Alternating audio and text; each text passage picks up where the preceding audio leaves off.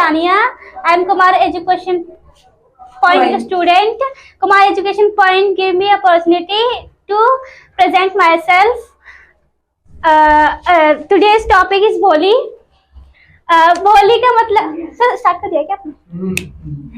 भोली का मतलब आप जानते होंगे. भोली मतलब वो बहुत स्वीट सी, मतलब ज्यादा कम बोलने वाली और भोली नादान, ऐसे बच्चों को कहते हैं जैसे मैं हूँ, मतलब प्यारी सी सिंपल सी भोली, है ना.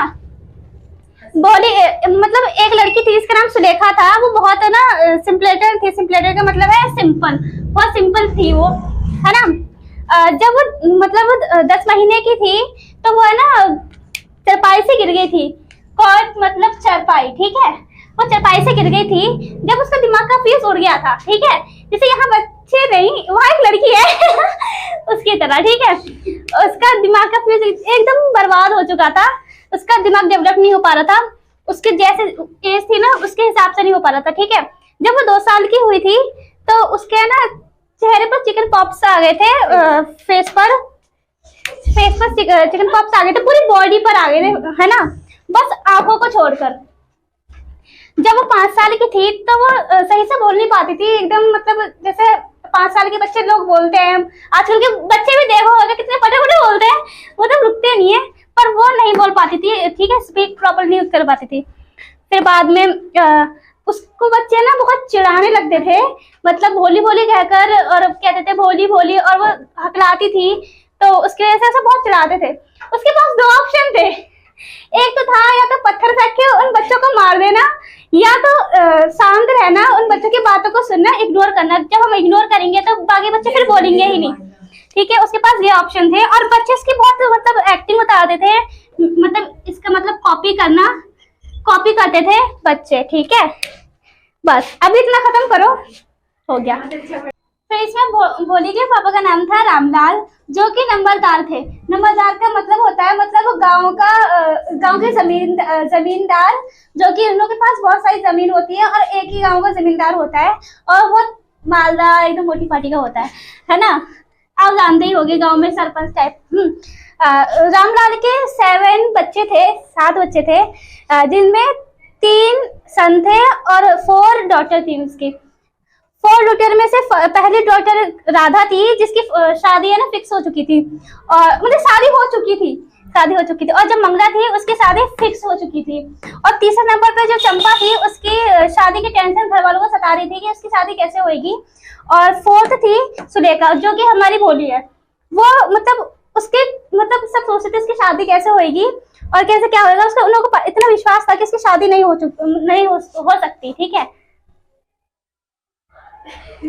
थी तो जब उसकी बहन की ना शादी हो गई थी और फिर बाद में उसका ही नंबर था, ठीक है.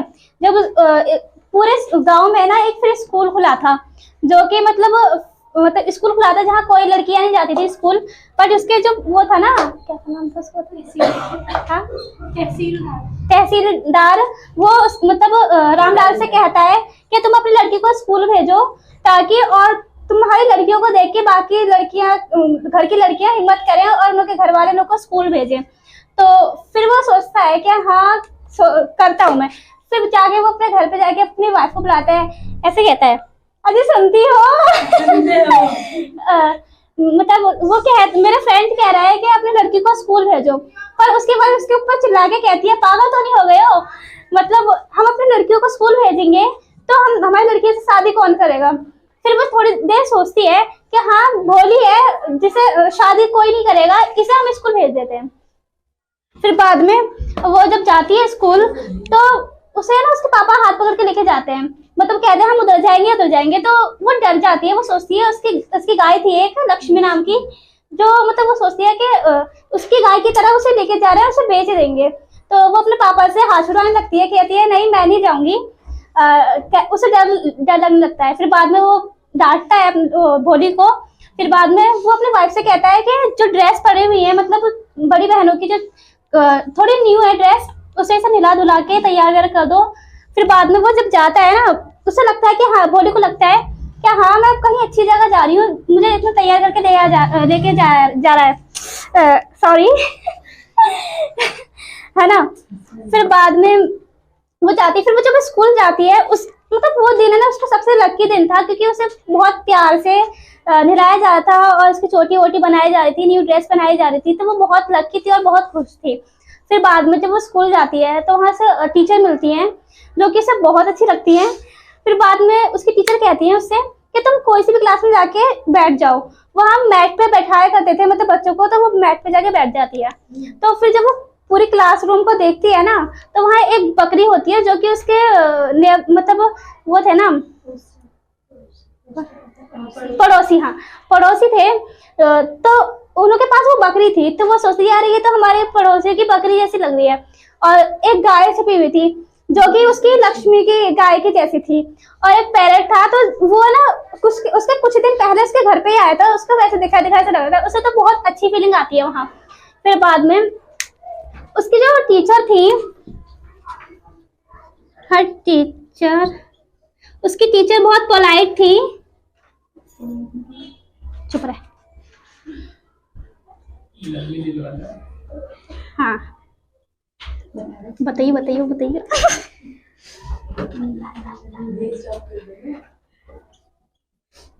उसकी teacher polite and very kind थी।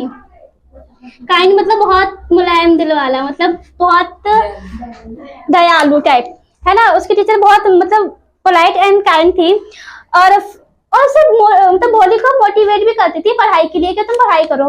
जब पहला दिन था भोली का, तो वो भोली से उसका नाम पूछती हैं, तो वो बोल नहीं पाती क्योंकि वो ठीक से स्पीक नहीं कर पाती थी ना, तो वो बोल नहीं पाती थी, हकला के बोलती थी सॉरी। है ना। फिर बाद में पूछती है, फिर उसकी मैम है ना टीचर, उसे सिखाती है कि अपना नाम लेना सिखाती है। फिर कुछ दिन बाद वो अपना नाम ठीक से लेने लगती है। फिर बाद में 18 साल उसके कंप्लीट हो जाते हैं। उसके शादी का दिन आता है, तो जो उसके फादर आते हैं घर पे उसकी मम्मी से बात करने कि एक लड़के का वो आया है रिश्ता विशांबर, क्या हम उसकी शादी करवा दें, रिश्ता एक्सेप्ट कर ले। तो उसकी वाइफ कहती है हाँ जी कर लो, इसे कौन शादी करेगा। फिर वो सोचते हैं, फिर बाद में वो शादी तय कर देते हैं। उसके अगले दिन जब मतलब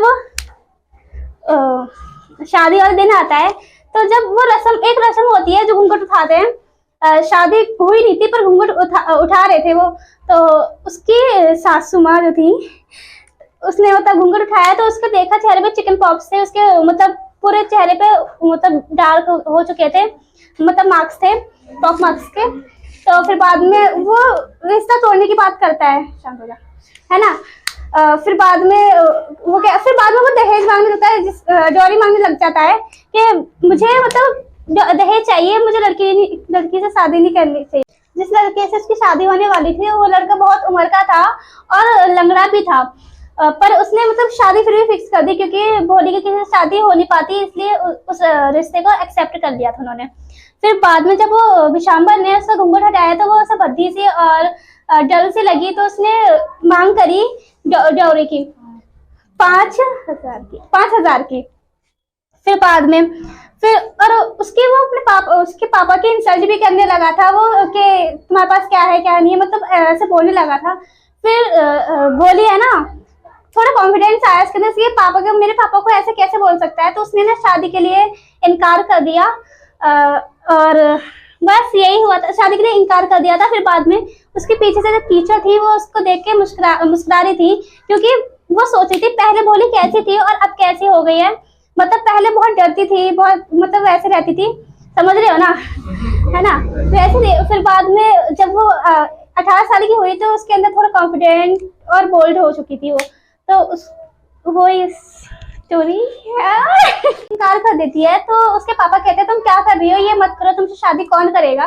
तो फिर भोली कहती है नहीं पापा, मैं आपके साथ ही रहूंगी, इसी घर में रहूंगी, और जिस स्कूल में मैं पढ़ने जाती थी वहां मैं जॉब करके पैसे कमाऊंगी और आपके साथ रहूंगी। और मुझसे थोड़ी बहुत जैसी भी मिस्टेक हुई हो उसके लिए सॉरी।